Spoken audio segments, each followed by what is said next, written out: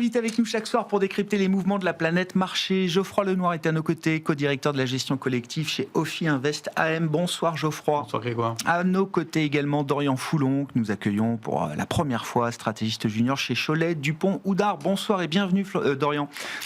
Merci d'être avec nous. Et Xavier Chapard est également à nos côtés, stratégiste chez LBP AM. Bonsoir Xavier. Bonsoir Grégoire. Xavier, les dernières décisions de Banque Centrale sont devant nous et nous offrent, c'est ce que je disais en introduction, toute la gamme des possibilités, avec une pause attendue, un statu quo attendu à nouveau du côté de la Banque Centrale Européenne, une baisse du côté de la Banque d'Angleterre ce jeudi, et dans la nuit de jeudi à vendredi, une hausse très probable du côté de la Banque du Japon. Qu'est-ce que ça nous dit de l'environnement de voir trois banques centrales majeures, G7, délivrer des décisions différentes au même moment?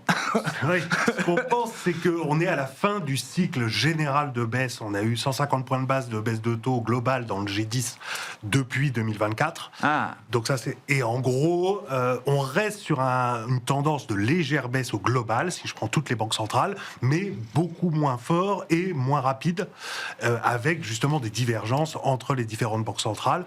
Et donc on s'attend à, d'ici l'été prochain, en fait, arriver à la fin du cycle de baisse totale avec encore peut-être 10 points de base de baisse du taux moyen. Ouais. Donc encore un petit peu, mais on s'approche de la fin du cycle généralisé. Ouais. Après, chaque pays a ses spécificités. Il y a encore un peu de marge en Angleterre pour baisser les taux, un tout petit peu aux États-Unis.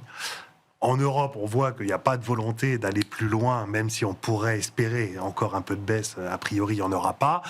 Et puis, alors, le Japon reste. Mais il était tout seul dans son cycle de hausse de taux. Ils sont en avance ou en retard, je ne sais plus. Enfin, ils sont à part, quoi. Décorrélés. Mais une banque centrale qui est plus corrélée, c'est l'Australie, qui a dit la semaine dernière qu'elle pourrait commencer à remonter les taux dès le premier trimestre. Donc là, ça serait vraiment montrer qu'il y a des divergences et qu'on n'est plus dans le cycle de baisse généralisée des taux. Si on arrive au bout du cycle de baisse de taux, et c'était d'ailleurs, ça fait partie des prévisions d'un institut comme l'OCDE aussi, qui s'était exprimé il y a quelques temps, Xavier, les points d'atterrissage des taux, qu'est-ce qu'ils nous disent de nos économies aujourd'hui ? Alors si je prends la moyenne de toutes les grosses banques centrales, en fait, on arrive dans le haut du range du taux neutre. C'est un peu ce qu'a dit Powell pour la Fed la semaine dernière. On se cale à peu près tous à ce niveau-là. Exactement. Alors après, ce taux un peu neutre pour l'économie, il est différent selon les pays. C'est en gros 2% pour la zone euro, donc on y est. C'est peut-être 3,5% pour la Fed, donc il y a peut-être un tout petit peu de marge. Mais donc qu'est-ce que ça veut dire ? Ça veut dire que les banques centrales arrêtent de freiner l'économie, ce qu'elle faisait après la hausse de l'inflation qu'on a connue en 2022-23, mais qu'elle ne passe pas en mode accélération de l'économie. C'est-à-dire qu'il n'y a pas besoin de soutien supplémentaire parce que l'inflation reste un peu élevée et parce que la croissance tient à peu près. Donc elles se mettent en position neutre et d'attente. Voilà. Alors que sur les cycles précédents, on avait l'habitude qu'une fois qu'elles avaient ramené les taux au taux neutre, généralement on allait beaucoup plus bas. Là, c'est pas le cas. Donc ça veut dire des taux qui restent durablement un peu élevé par rapport à ce qu'on connaissait avant le Covid. Ouais. Avec un risque inflationniste évidemment différent de ce qu'on a connu dans le cycle précédent, pré-Covid. C'est ce qu'il faut comprendre, Xavier. Et si on regarde la zone euro, par exemple, avant le Covid, on avait une inflation qui, bon an, mal an, était entre 1 et 1,5. Et on n'arrivait pas à la faire revenir à 2. Là, aujourd'hui, on est plutôt à 2. Ouais. Donc, bonne position. Donc, il n'y a plus besoin d'avoir un gros biais accommodant comme ce qu'on avait avant le Covid. Combien de temps la pause des banques centrales peut-elle durer ? Est-ce que c'est une pause prolongée ? Ou est-ce qu'on est déjà, comme le dit la gouverneure de la Banque d'Australie, déjà dans l'idée d'un début de commencement d'un nouvel ajustement des taux à la hausse ? Le problème, c'est quand on arrête les baisses, évidemment, le prochain mouvement, c'est la hausse. Après la hausse, à mon avis, il ne faut pas s'enflammer, notamment, alors, la Banque d'Australie, mais c'est un petit pays très ouvert qui a ses propres évolutions. Le Canada ne devrait pas monter ses taux l'année prochaine, encore. La BCE ne devrait pas les monter au moins jusqu'à mi-2027. D'accord. Il y a quand même quelques mois de pause possible. A priori. Alors, et de risques dans les deux sens, en fait. Parce que si l'économie va beaucoup moins bien qu'attendu, on peut avoir un peu plus de baisse. Et si, par contre, l'inflation repartait plus vite que ce qu'on pense, elles peuvent ajuster à la hausse. Mais en moyenne, on peut rester 1 an et demi avec des taux un peu stables. C'est pas anachronique d'imaginer une banque centrale, toutes choses égales par ailleurs, qui maintienne un statu quo sur ces taux pendant plusieurs trimestres. Comme exactement. C'est ce qu'on appelle les ajustements de milieu de cycle. C'est ça. Si le cycle économique tient et que on est bien dans le milieu du cycle, c'est normal d'avoir des taux un peu neutres pendant quelques trimestres. Geoffroy Lenoir, fin des baisses de taux des banques centrales. Enfin, on s'en approche là dans les prochains mois au cours de la première partie de l'année 2026. Est-ce que c'est aussi ce que vous avez en tête chez Ophi Invest AM? Et qu'est-ce qui peut nous faire dérailler dans un sens ou dans l'autre de ce scénario qui semble être assez bien anticipé d'ailleurs par les marchés aujourd'hui, hein, à la marge ici et là peut-être quelques ajustements, mais globalement c'est le sens du voyage que tout le monde a compris. Oui, on est vraiment sur des anticipations de marché qui sont bien ancrées, que ce soit côté États-Unis avec la Réserve fédérale qui a donné un message assez clair.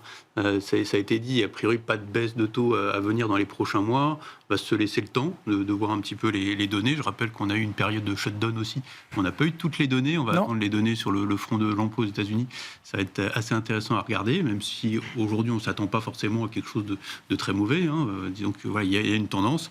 Il y a eu 7 arguments qui avaient été donnés pour baisser encore les taux récemment par la Réserve fédérale américaine.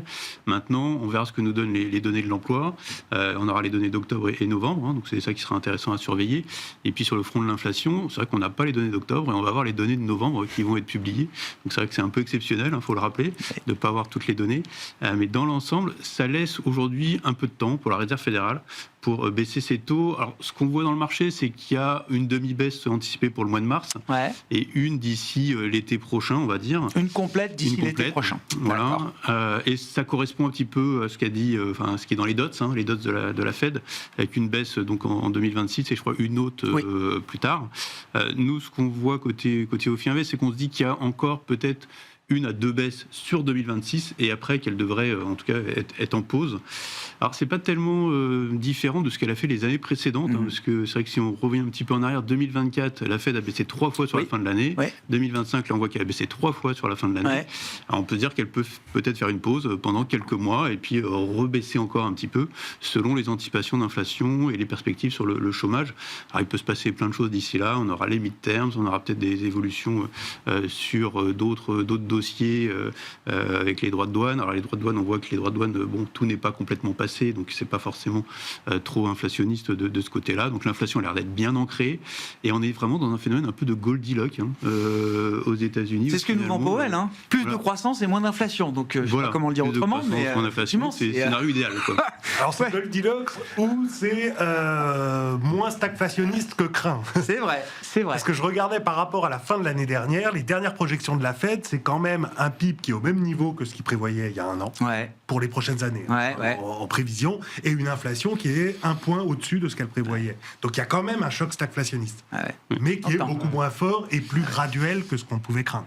Sur cette pause des banques centrales, Dorian, enfin cette pause à venir, j'entends, est-ce que ça paraît une pause solide? Est-ce que c'est une bonne nouvelle? Est-ce que c'est le reflet de bonnes nouvelles économiques, en tout cas attendues comme telles pour 2026? Ou est-ce qu'il y a des pauses qui peuvent être plus fragiles que d'autres aussi dans l'idée que les banques centrales arrivent au bout de leur cycle de baisse de taux? Moi, je pense que c'est un petit peu des deux. Je pense qu'il faut voir le côté positif, mais il ne faut pas aussi se voiler la face et se dire qu'il n'y a que du positif. Donc, bien sûr, c'est une pause parce qu'on a donc une croissance quand même, on voit bien un peu partout des croissances qui sont quand même revues à la hausse. Bon, encore une fois, je ne vais pas reparler du scénario Goldilocks de la Fed, hein, mais bon, on a quand même tous ces éléments. On sera à 2,5% de croissance l'an prochain en moyenne aux États-Unis. D'après la Fed. D'après la Fed. D'après la Fed, elle peut, évidemment. Alors, sur le sujet des États-Unis... Qui n'est pas le joueur le plus petit du marché. Sur le sujet des États-Unis, justement... Il y a quand même pas mal de risques, il y a quand même beaucoup de risques. On pense, alors il y a aussi beaucoup de potentiel, mais c'est les potentiels, avec chaque potentiel a fait un type de risque. Et on pense que donc ça pourrait, enfin le scénario central reste assez positif, et donc ce serait assez logique d'avoir plutôt des taux donc, qui ne bougeraient pas, ou qui baisseraient très légèrement. Par contre, il faut surveiller quelques données. On l'a dit, il y a des données qui ont été décalées avec le shutdown, l'inflation. Powell a quand même dit que les droits de douane, c'était transitoire. On l'a déjà entendu il y a quelques années. Finalement, ce n'était pas transitoire. Donc, moi, je m'interroge sur ça. Aujourd'hui, je pense que c'est difficile de pouvoir extrapoler sur tout ce qu'on a, tous les chiffres qu'on a aujourd'hui. Mais je pense qu'il va falloir surveiller ce sujet. Il y a un autre sujet... Juste alors là, là-dessus, Dorian, parce que vous n'êtes pas le seul, il y a un vrai risque que la Réserve fédérale américaine, je ne sais pas, remette un peu trop d'huile sur le feu, entre guillemets, quand bien même la position de politique monétaire n'est pas accommodante, avec de la liquidité court terme réinjectée dans les marchés et toujours quand même un biais qui maintiendrait l'idée de une ou quelques baisses de taux. Est-ce que ça peut raviver ou participer à raviver effectivement une inflation latente qui Ça pourrait, mais je pense que c'est quand même contrôlé. À mon avis, c'est quand même, on voit que... C'est un risque quand même qui a diminué, vous dites Je pense que c'est un risque qui a diminué. Et puis surtout, ce que j'allais dire aussi, c'est qu'il faut voir que le shutdown, on n'en parle plus beaucoup, mais on pourrait avoir à nouveau un shutdown en janvier. Ah ben bien sûr, rendez-vous fin janvier, bien sûr. Hein. Oui. Donc ça pourrait peser un petit peu sur le scénario de croissance. Alors, ce qui pourrait justement peut-être être un petit peu plus positif pour l'inflation.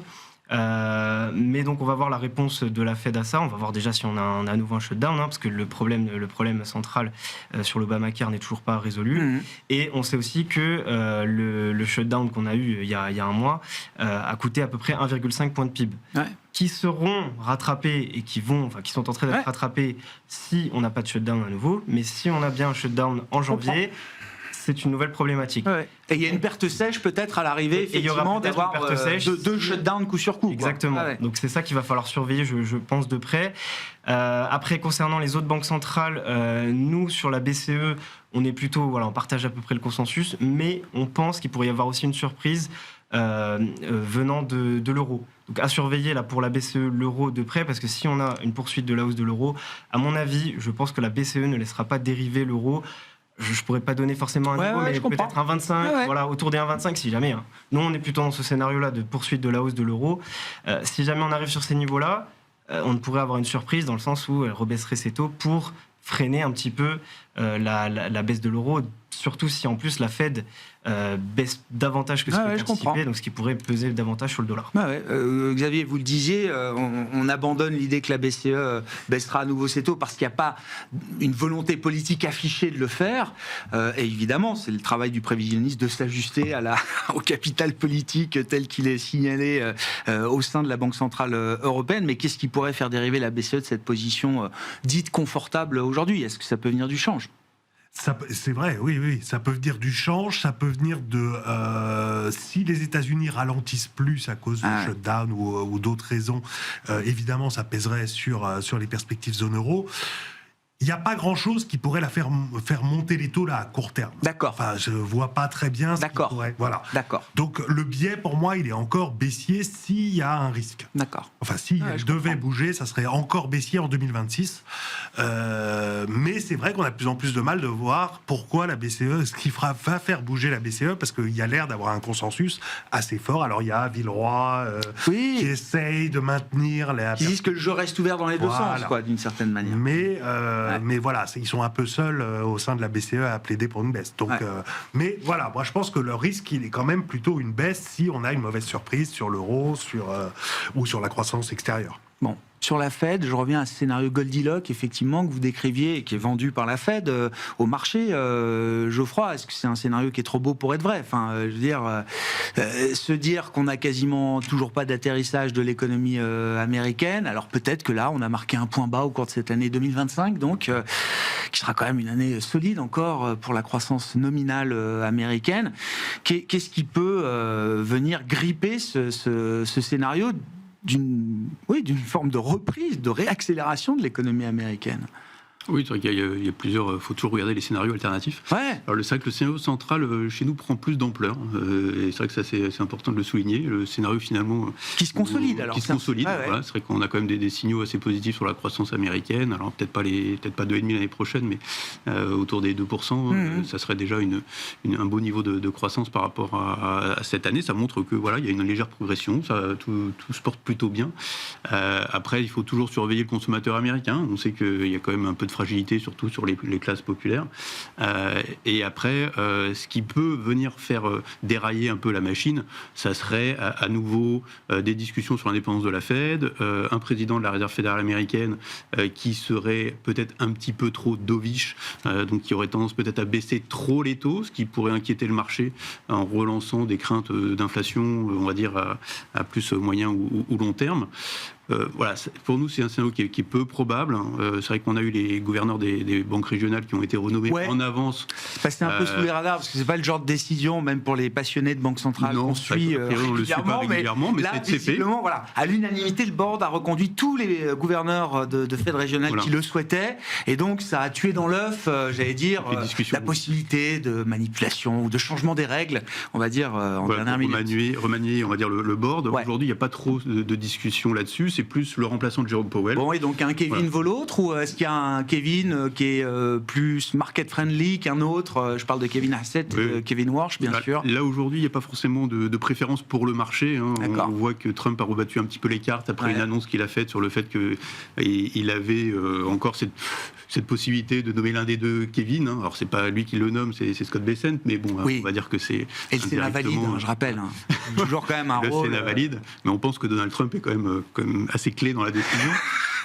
Donc de ce côté-là, que ce soit l'un ou l'autre des Kevin, on sait qu'ils ont quand même une tendance à vouloir baisser un petit peu plus les taux que ce qui est anticipé dans le marché, mais ça ne devrait pas faire, selon nous, dérailler la machine, on va dire, de politique monétaire ou la machine de la croissance américaine. Bon. C'est un people business aussi, les banques centrales, donc entre Warsh et Hassett, qu'est-ce que le marché peut dire, ou qu'est-ce que vous en dites en tout cas, Xavier, sachant, il y a une dizaine de jours, grande enquête, grand papier dans le Financial Times, où à l'époque on parlait beaucoup de Kevin Hassett, qui explique comment les titans obligataires de Wall Street sont allés dans le bureau de Scott Bessent au Trésor pour expliquer que, attention, si on se retrouvait face à un président de la Fed comme Kevin Hassett qui continuerait de baisser aveuglément les taux d'intérêt, y compris avec une résurgence de risque inflationniste, c'est pas ce que Wall Street avait envie de voir. Non, et c'est pour ça que ce qu'elle a annoncé... Visiblement, il y a eu un certain nombre d'avertissements qui ont été passés au Trésor. Tout à fait. Je pense que tout le monde se pose la question. Après, il n'y a pas de prime aujourd'hui dans le marché. D'accord. Donc le marché est assez cool. À peu près qui que ce soit entre les deux. Le marché ne dit pas à partir de mai, il y a des jumbo cuts tous les meetings. Voilà. Il y a un peu plus de baisse de taux pricée dans la seconde partie de l'année. C'est peut-être lié à ça. Après, c'est pas très très important et ça crée pas des craintes énormes. Et ce qui est intéressant de voir, c'est que Hassett, qui est en fait le plus hétérodoxe quand même entre les deux, l'autre a été à la Fed pendant des années, tout ça. Donc Hassett a plutôt rassuré dans toutes ses déclarations publiques en disant qu'il écouterait ce que dit Trump, mais que la Fed resterait indépendante dans ses décisions de taux et tout ça. Donc il a plutôt rassuré. Donc je suis assez d'accord, il y aura un biais peut-être un peu plus dovish, mais pas non plus quelque chose de très politisé. Partant d'une banque centrale qui est quand même structurellement dovish. Exactement. Donc c'est pas inédit de se dire que la Fed est dovish. Et un peu plus politisé que surtout la BCE en fait. Mais donc à ce stade, ça fait parler, comme on dit en mauvais français, mais vous dites dans le marché, le pragmatisme l'emporte et il n'y a pas de... Je pense que le prochain président aura le bénéfice du doute. Après, s'il prend des décisions avec des baisses de taux indues ou tout ça, bien sûr, le marché réagirait fort. Mais a priori, il n'y a pas de raison de craindre trop une politisation de la Fed là, à court terme. Un des grands sujets aussi, alors Dorian, vos commentaires, et puis un des grands sujets qui sous-tend d'ailleurs tout ce dont on discute, la macro américaine et les décisions de la Banque centrale, c'est la capacité à l'IA d'entraîner encore des dépenses massives l'an prochain. Alors évidemment, les chiffres sont sur la table, ils sont communiqués, etc. Maintenant, il va falloir délivrer, et quand on voit la part que ces dépenses d'investissement représentent aujourd'hui dans la croissance américaine, on se dit que oui, c'est un enjeu qui n'est pas neutre désormais. Il y a toujours le consommateur américain, mais il y a aussi cette partie-là de l'économie désormais qui est centrale dans la croissance. Oui, alors, juste, je voulais ajouter, pour finir, pour la différence entre Hassett et Warsh, c'est que j'ai vu que Warsh était quand même très critique à l'égard de l'expansion du bilan. Le QE. Donc, le QE, c'est ça. Donc, ça pourrait être juste la petite divergence entre les deux. Son point clé étant de dire que le QE est inflationniste. Voilà. Ce qu'on n'a pas vraiment observé pendant quelques années, en tout cas. Oui.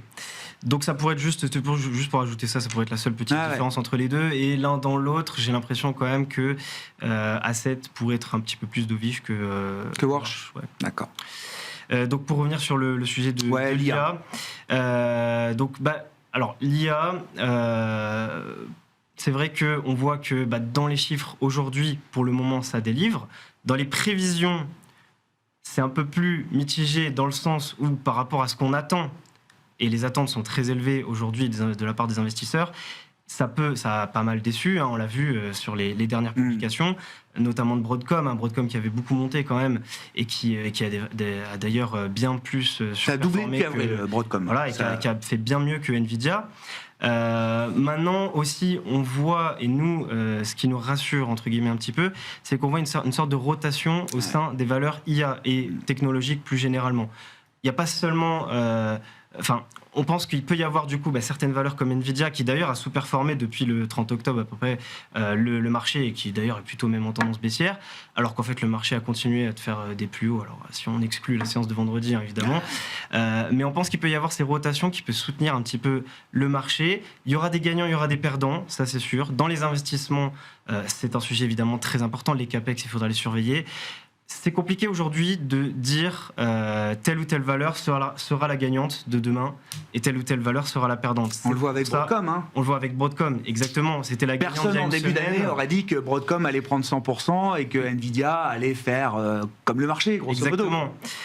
Donc nous, ce qu'on pense, c'est que c'est quand même mieux de rester prudent sur les valeurs. Mais le marché dans son ensemble devrait quand même bénéficier de cette dynamique IA. Et surtout, on s'attend à une diffusion de la dynamique IA aux autres secteurs aussi. Par exemple, j'en ai beaucoup entendu parler ces derniers temps, mais bon, je pense que c'est pas mal d'en reparler. Mais la santé, secteur de la santé, qui est un gros bénéficiaire quand même de l'IA, parce qu'on accélère beaucoup tous les processus de développement de médicaments et autres vaccins, etc., grâce à l'IA. Et parfois, c'est vraiment colossal. On passe de 10 années de développement à une année. J'ai entendu des chiffres, j'ai pas les statistiques exactes, mais donc ça va bénéficier de ça. Puis c'est un secteur quand même structurel qui bénéficie du vieillissement de la population. Pourquoi le marché met pas une prime là-dessus ? Pourquoi le marché ne traite pas le secteur de la santé comme étant un secteur winner de l'IA ? Parce qu'on pense qu'aujourd'hui, le marché est resté quand même assez focalisé sur les pure players. D'accord. Et on pense que demain, justement, il y aura peut-être un peu plus d'élargissement au reste des secteurs et peut-être à des valeurs IA un petit peu moins connues ou pas connues encore aujourd'hui. Ouais. Après, voilà, il y a de la disruption également qui vient de la Chine. Mais ça, sur la Chine, c'est un autre sujet aussi. Peut-être on en reparlera tout à l'heure. Mais nous, on reste quand même assez confiants. Et puis, en fait, je reviens sur votre point. L'idée de voir effectivement des valeurs qui prennent le relais. Et quand je dis des valeurs, des méga caps, c'est Alphabet effectivement depuis l'été qui reprend ou qui prend le leadership sur l'IA. C'est Microsoft qui est là aussi une grosse valeur en soutien, Broadcom qui démarre cette année, etc. C'est plutôt sain de voir le marché, j'allais dire, passer d'un acteur à l'autre comme ça. À mon avis, c'est plutôt sain. En fait, il faut le voir un petit peu comme une course. Et comme la course de petits chevaux, bien sûr. Exactement. Donc il y a des valeurs qui passent devant certaines, et puis d'autres qui repassent devant. Et c'est pas dit que Broadcom, dans un mois, ne soit pas à nouveau la meilleure des valeurs IA et la valeur à avoir et que tout le monde va acheter. Nvidia, vous voulez dire ? Oui. Non, Broadcom. Broadcom ou Nvidia, mais vu qu'on voit que Broadcom subit depuis quelques jours, elle pourrait quand même très rapidement remonter. On pourrait se raccrocher à d'autres facteurs. Et puis voilà, ça peut faire remonter ces valeurs-là. Mais nous, on pense que c'est quand même assez sain d'avoir peut-être cet élargissement. Mais attention aussi, un éclatement. Alors si on est bien dans une bulle et qu'on parle bien de bulle, un éclatement de la bulle pourrait provenir de ça si on a trop de mauvaises nouvelles qui s'accumulent. Parce qu'encore une fois, les attentes sont très élevées. Donc il faut quand même délivrer. Pour le moment, on l'a. Si on compare avec 2000, c'est rien à voir. Parce qu'au niveau des BPA et des BPA anticipés, c'est bien mieux. Si on regarde parce qu'on s'inquiète par exemple sur Nvidia, si on regarde juste les statistiques d'Nvidia, les BPA, les valorisations elle n'a jamais été aussi peu cher. À 12 mois, oui, c'est 25 fois, et en 2027 c'est 18 fois. Essilor c'est autour de 40, Hermès c'est 44. Donc c'est vrai que moi quand on me dit c'est cher, bah oui mais non, si ça délivre... Mais ça montre bien l'idée que la boîte se normalise en fait. Exactement, exactement. Donc c'est vrai qu'on peut ne pas revenir aux valorisations de 40 fois, mais je pense qu'à ces prix-là, si encore une fois on n'a pas trop de mauvaises surprises sur les prochaines années, il va falloir que ça délivre, ça devrait délivrer, on devrait avoir une poursuite de la performance. Et juste je finirai par un petit point, on parle souvent de valorisation de PE, le ratio de PE, mais on ne parle pas souvent du PEG, le Price Earning to Growth. Et nous on aime bien regarder ce ratio, parce que justement, ça nous permet de comparer à d'autres bulles comme dans les années 2000. Combien je paye la croissance, hein, le PEG. Voilà. Le PEG ratio, donc en fait, en gros, c'est un PE divisé par la croissance future actualisée en fait sur les prochaines années. Donc, combien on paye la croissance des prochaines années. Et en termes de PEG, là, alors, pas cher. La bourse américaine est à 2. On pourrait dire que c'est cher parce qu'un PEG raisonnable, on va dire, c'est entre 1 et 1,5. Mais la moyenne est à 1,5. Donc on est à peine plus cher. Et surtout, en 2000, on était à 3,3. Donc, en fait, la croissance ne paye pas si cher que ça. Mais pas si cher que ça, en fait. Je comprends. Il y a un rééquilibrage concurrentiel là au sein de l'IA, et je parle notamment des puces. C'était tout pour le GPU, et puis depuis quelques mois, on s'aperçoit qu'il y a d'excellents modèles, à commencer par ceux de Google, qui sont entraînés aussi par d'autres types de processeurs, et que y a une forme d'élargissement quand même aussi de la participation peut-être de maturation un peu, parce qu'en gros, ça fait 2 ans que tout le monde gagnait quand on était IA enfin producteur de puces, producteur de puces ou d'infrastructures. Là, on voit que depuis le début du 4e trimestre, il y a des rééquilibrages entre acteurs. Moi, je continue à penser que les entreprises qui dégagent beaucoup de cash aujourd'hui et qui ont des revenus qui viennent de différents métiers, activités, sont plus résilientes et moins risquées que les pure players qui produisent juste une seule puce. Voilà. Très clair. Voilà. Après, j'ai un Alphabet Google d'un côté, un Nvidia de l'autre, par exemple. Mais par contre, on est d'accord que sur la thématique IA, au global, on s'attend à ce qu'elle soit encore haussière l'année prochaine. Il y aura certainement une bulle un jour, quelque chose qui éclatera. À mon avis, on est trop tôt toujours pour parler de ça, et on est encore sur la phase de hausse des investissements. Et par contre, on a le reste du marché qui devrait mieux se porter, ou aussi les actions non américaines.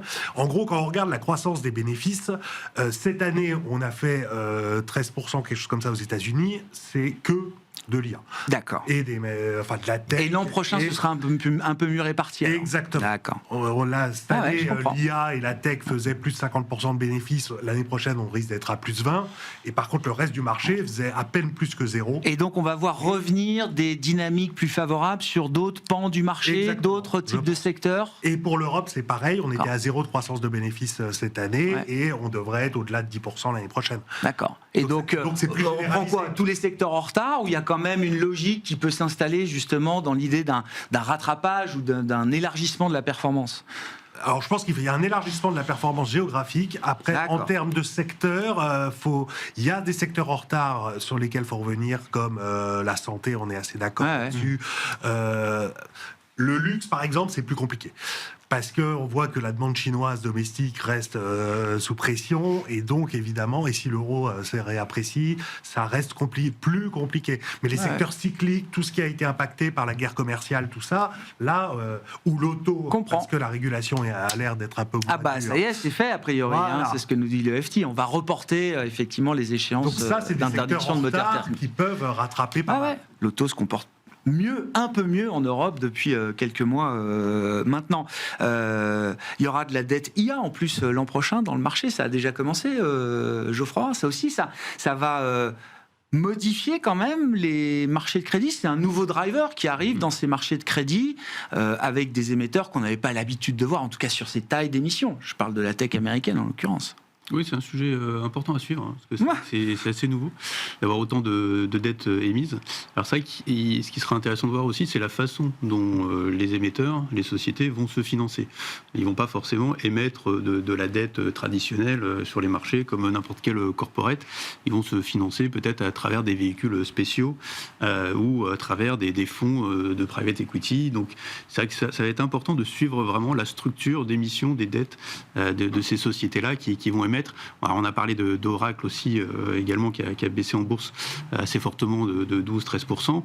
Il y a aussi une inquiétude sur ce mode de financement des émissions. Je crois qu'elle a parlé de 300 milliards à émettre pour financer les data centers notamment. Mais il n'y a pas que ça. C'est vrai que cette nouvelle a été un petit peu mal prise selon nous. Il n'y avait peut-être pas forcément autant de réactions à attendre par rapport à ces annonces-là. Parce que c'est vrai qu'il y a aussi, selon Oracle, des retards, entre guillemets, pour déployer ces data centers au au niveau de la main-d'œuvre. Un problème d'offre. Un problème d'offre. C'est bien ce qui est signalé. C'est ça qui est signalé. Et c'est vrai que ça, c'est un peu nouveau aussi. On se dit, bon, voilà, il y a du CAPEX, il y a des dépenses, bon, voilà, on va les financer, tout va bien. Mais c'est vrai qu'il y a aussi ce petit phénomène de décalage temporel entre les investissements et puis le déploiement de ces investissements. Donc ça, c'est à surveiller. Maintenant, voilà, au niveau des émissions de dette, c'est vrai que c'est quelque chose qui va être assez significatif. Et donc, on va surveiller ça d'assez près. Je voulais juste revenir sur les actions européennes, parce qu'on en parlait rapidement tout à l'heure. C'est vrai que si on regarde un indice Eurostoxx au sens large, on est à plus de 20% de performance cette année, avec des bénéfices à 2%, donc c'est à 22% même de performance, on a 20% de re-rating. Nouvelle année d'expansion de multiples, mais ça fait déjà une bonne paire d'années qu'on vit ça. Ça continue, et c'est vrai que pour l'année prochaine, on a des attentes sur les et donc, qu'est-ce qui nous fait dire qu'on peut imaginer de la croissance bénéficiaire réelle, positive, tangible, après 3 années où part à plus 10 anticipé et on arrive à 0 plus en l'occurrence là. Alors là, sur la croissance des bénéfices en Europe, c'est vrai que le marché anticipe beaucoup. On est autour des 15%, je crois, de croissance de bénéfices.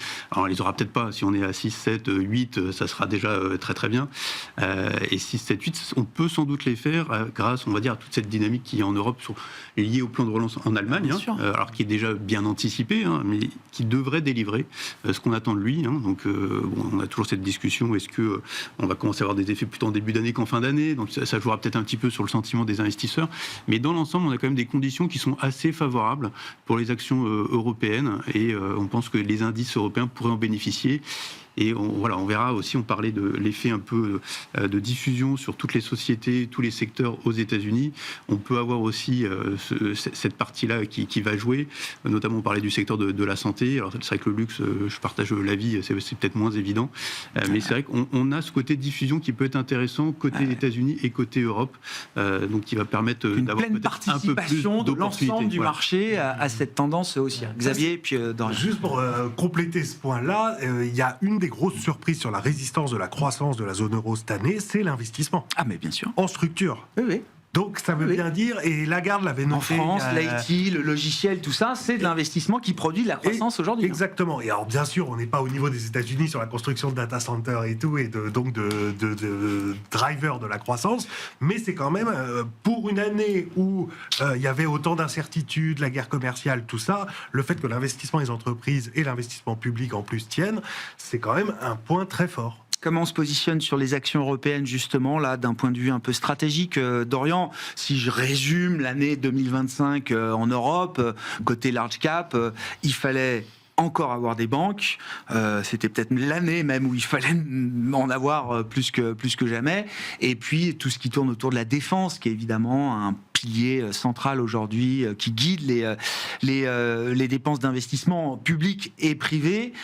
Est-ce qu'on va trouver de l'intérêt en dehors de ces deux grandes thématiques qui ont soutenu largement les marchés européens cette année, Dorian? Moi, je suis assez d'accord avec le discours de dire qu'on va avoir un petit peu un élargissement. Je pense qu'on peut avoir toujours une belle performance pour les valeurs qui ont, les secteurs qui ont très bien marché. Donc, bancaire. Ça n'empêche pas que les tendances continuent. Ça n'empêche pas. Ouais. Par contre, attention, sur ces tendances-là, il va falloir être prudent au moment d'entrée. Je pense le point d'entrée va être quand même plus important parce que on voit que, évidemment, toutes les tendances, mais comme l'IA d'ailleurs, c'est pareil, tous les secteurs qui ont eu des très fortes tendances, des très belles tendances, on a aussi, au bout d'un moment, ça prend un petit peu peur. On l'a vu sur toutes les valeurs de la défense. C'est sûr que dès qu'on dit qu'il va y avoir un apaisement des tensions géopolitiques, ce qui est très bien d'ailleurs, mais on peut avoir, ça peut casser un petit peu. Et c'est juste des mouvements de marché, mais ils peuvent être violents. Ouais. Donc, il faut faire attention, je pense, au point d'entrée et surtout attendre des petits replis tranquillement, sagement, pour revenir sur le marché. Le secteur bancaire, je pense que c'est un petit peu la même chose.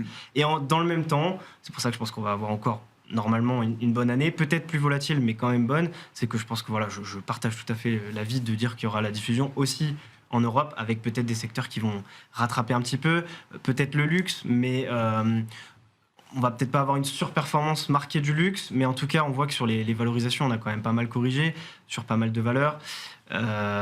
Donc on pourrait avoir peut-être un démarrage. Ça se stabilise un petit peu sur les BPA aussi. C'est pas non plus, on n'anticipe pas non plus une expansion incroyable pour 2026 et 2027, mais ça se stabilise au moins.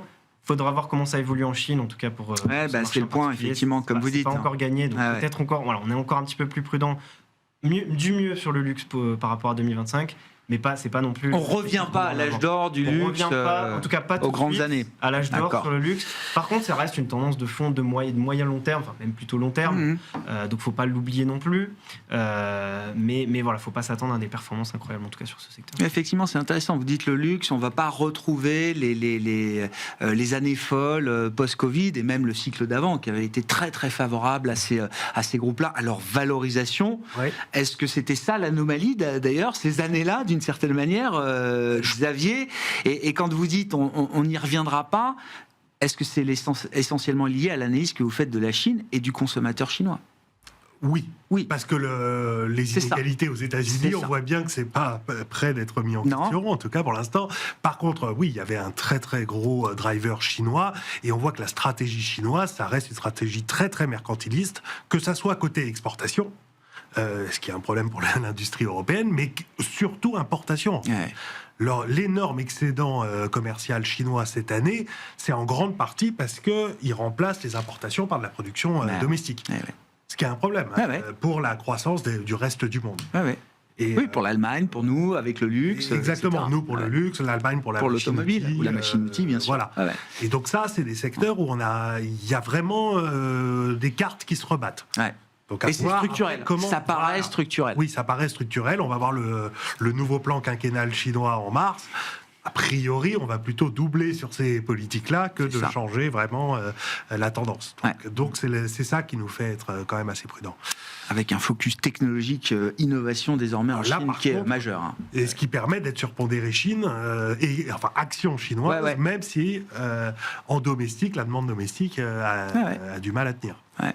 Un mot du crédit aussi peut-être, Geoffroy. Alors 2023-2024 ont été des années, je pense, exceptionnelles pour le crédit. On a vu toute classe d'actifs confondus, les meilleures performances, en tout cas le meilleur rapport entre performance et volatilité. 2025 s'inscrit dans la lignée de ces 2 années exceptionnelles, sans être aussi exceptionnelle que les 2 années précédentes, mais ça reste quand même une très bonne année pour le crédit, Geoffroy. Oui, tout à fait. Donc, c'est encore une excellente année. Alors, excellente année encore. C'est vrai que 2024-2023, on était plutôt, je crois, 12%, 8% de performance sur du crédit. On est hors norme. Voilà, sur la zone euro. Là, cette année, le crédit au rendement, on est plutôt sur du 4,5, on va dire, si on ne va pas chercher dans la partie vraiment très, très distress, mais il faut voir qu'il y avait 2 crédits au rendement cette année. Il y avait le crédit au rendement, on va dire, pas distress, et il y avait le distress. Donc sur la zone triple C, si on n'avait investi que sur le triple C, la performance est de moins 3% sur l'année. Donc il fallait être sélectif et il ne fallait pas aller chercher non plus le bas du panier. Mais intéressant parce qu'il n'y a pas eu de contagion de cette zone triple C au reste de la hiérarchie des risques. Oui, c'est ça qui est intéressant. Et dans un marché qui a été très dynamique toute l'année, avec des records en termes d'émissions, que ce soit sur le crédit investment grade ou le crédit au rendement, on est sur une année record et les flux des investisseurs qui ont continué d'alimenter ce marché.